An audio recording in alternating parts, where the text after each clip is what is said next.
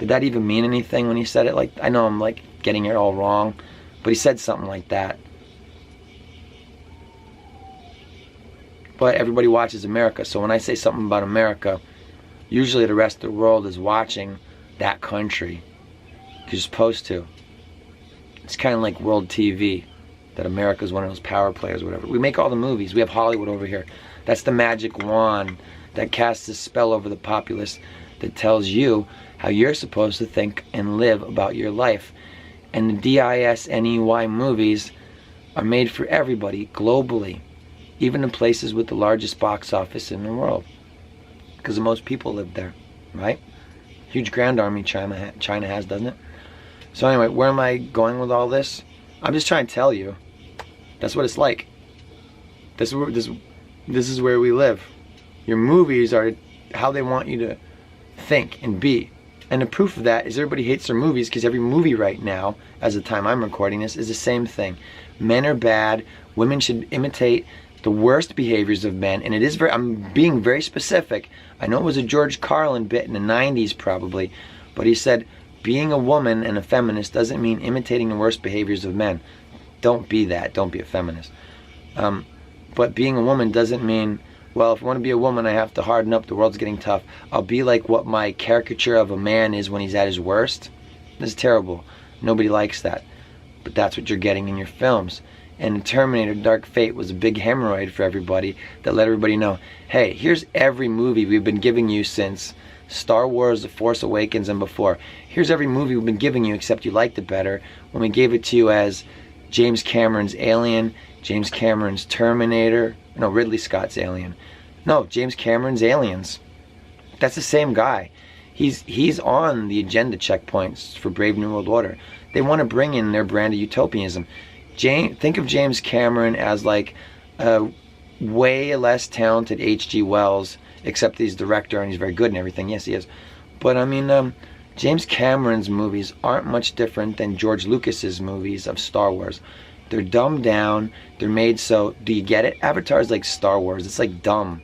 You know what I mean? So it's like it's open for as many people as possible, but it's like acceptable to adults and children alike. Except I don't know if you want your kids, you know, thinking about women because you can see like a cat lady cleavage or something. Avatar is weird, right? It's weird. So I mean, it didn't do anything for me, but I know what they're trying to do. Trying to bring in your Avatar. It's called Avatar. So anyway, your movies are social engineering tools to program you how to think. So when a Joker movie comes out, I know that movie's put there now to give people an itch for later. To use that, let's see what we can do with this Joker movie when it comes out, before it comes out. And then after it comes out, let's see what we can do. But, I mean, later it's always there. All these movies are nodes of where they want you to go. Purge, the Joker, all these Watchmen, all these riots, rebellion, Star Wars, Resist. It's not the rebellion, the rebels, it's the resistance. It's all this stuff. It's just their same social engineering tools they used for Bolshevik and Marxism and all these. It's all stuff they used just recently. And some of the people are still alive to remember this. And they probably don't want to. Probably you or I have never even seen their YouTube videos. And they probably made them through broken English or something. So anyway, China, to give an example of this, China did not like The Last Jedi. You know why? I think it's because people in China were like, oh, Ryan Johnson made these agenda checkpoints very on the table, and we live here in China, so we get this. We know what this is. Yeah, no, it's nothing to us. And it was nothing to them. And it's a huge box office. There's a huge ground army of men. Why would they like the Star Wars that tells them, hey, you know what we did to you, men of China? Here's more. They don't like that. They like Aquaman. They like the idea of the American as this giant, multicultural melting pot, you know, what do you call it? World baby man, Aquaman. And it's all got shiny gold Chinese, you know, gaudy, rococo. I know that's not Chinese, but I mean, like that Chinese shiny shit where it's like, you know what I mean? The Chinese movies, like the fantasy movies, you know what I mean? Like giant snakes and princesses with, it's all gold and stuff. That's Aquaman. All that Aquaman stuff is just, they made it for China. I said it when I reviewed Aquaman. So that's where we're headed with all this stuff, okay? It's Well, I didn't, wait a minute, let me go back. I didn't say we're headed with all this stuff. It's just, you didn't like it, you didn't ask for it, you didn't want it. The movies people are complaining about now that are really into movies and TV, because lots of people are, let's just face it, that's where we live. And they're complaining about them, and all movies are the same messages, and all the messages are, hey, men and women, switch roles. Why? Because you'll never be happy that way, but they really want to inundate the younger generation of, this is how you're supposed to develop into this world. And they're saying, and this is why all the changes to YouTube and children's content, they want to perfectly isolate the youth from the adults so that they can program the children one way and the adults the other way to keep them divided, so that the people who are growing up in the back, I was going to say, so the people growing up in the back section, no, from the people growing up on this planet, they want complete and total control over them. So they're filling in with all the Rainbow Skittles agenda and everything else I always talk about here. Been talking about it for years, still hanging in there, turning this place into an adult smoking lounge, which all I did was close the curtains and turn off the cool lights. I liked my weird lights. But anyway, here you go. I'll figure out a way to keep it more adult and put like some adult neon in here so it's clearly not anything like, I don't know, do I have to put like a bar with alcohol in the background or something? That's probably frowned upon. So here I am hanging out in the white lounge. There you go. It's not the lodge. I got the lounge. That's Lynchy's. I don't belong there. He puts lipsticks on Laura Dern's breasts. I think that's disgusting. I don't need anything like that. Okay. And you don't want to know what he wanted Linnea Quigley to do. Anyway, I'm just kidding. You don't know who that is. So anyway, this is Scott Franklin Ree, very much alive from the White Lounge. Okay, and it's a good place for now. For what? To let you know that all your movies and TV, they always knew. The people who spent all the money to make your movies and TV for you, film through all those symbolisms and meanings that you don't get until you have to watch people's videos where they explain what all the movies are about. Like, oh, that's what that meant, right? They crafted all those things for you so you would just watch them. And even if you don't get it, they're giving it to you. So if you keep watching movies and TVs, and you know, we all watch stuff. So keep watching stuff, you're gonna get programmed. Those ideas are gonna get in there, even if you disagree with them, even if they like it that you don't like those ideas. You know why? Because those ideas that you don't like that start conflict in you are stirring conflict in other people too. But for some people, it's all they have, so they try to get meaning out of those movies for their life. So they'll defend them because they're living, you know, through whatever it is they're getting out of cinema or social media or YouTube videos or their favorite online personality or movie star or whatever, anybody but a politician. And them too, I guess. They're just celebrities as well, just different kind. All right, more like comedians. So, yeah, your movies bequeath to you a legacy of filth, and all the new stuff is really forgettable. But it doesn't matter. It's for people who are so programmable. Who? The young people. Are they really that programmable? Well, some yes and some no. Some people are getting smarter in the young generation, and that's what they don't like. That's why they're like, hey, we got to get to this Agenda 2030 stuff. We've got 10 years to squash this internet. So they're like, hey, let's just say it's about the elections, and we'll just come in and we'll do all these crushing changes and say, oh, it was about the 2020 elections in America or something. But really they were going to do this anyway, and the election's just part of the whole show of the thing. And they're like, what are we going to do for the 2020s? We'll do this, we'll censor, we'll shut down YouTube finally, we'll get Will Smith and Jablinski Games doing nonsense, we'll get all the people in there, we'll change YouTube into a phone app, we'll give people the classic version if they want it, so you can all live in your own weird little isolated matrix. So everybody can have their own little isolated matrix where it's a life they get to live, and it's not too bad if you're lucky, but it's also never really that great because the whole thing's illusory, like living in the matrix.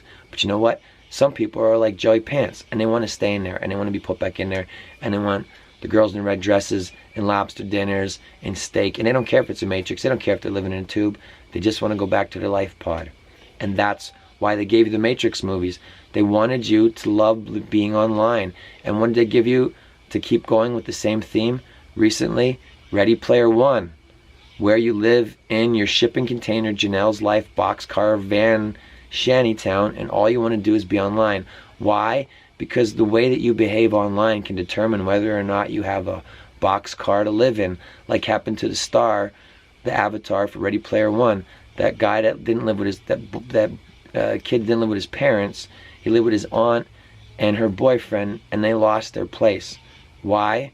Well, for a couple of reasons. Because the boyfriend didn't know how to handle his bitcoins online with gaming, and one, because the kid tried to defy the authority and they blasted his house with a laser.